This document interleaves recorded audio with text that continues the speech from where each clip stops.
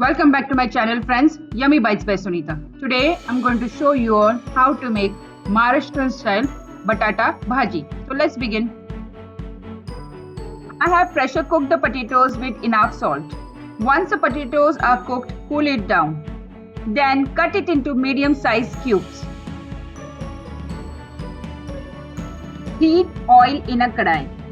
Once the oil is hot, add mustard seed. Allow them to splutter. Then add cumin seeds, crushed garlic, chopped green chili, hing and saute for few seconds. Add curry leaves and mix it well. Then add chopped onion and fry in medium heat until it becomes light brown in color. After onion becomes slightly brown in color, add turmeric powder and cook to remove its raw flavor. Now add potatoes and salt and cook on medium heat for 1 to 2 minutes.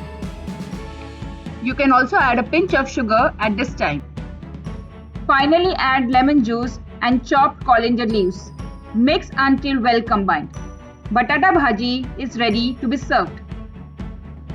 Friends, if you like this recipe, please like, share and subscribe my channel. Thank you.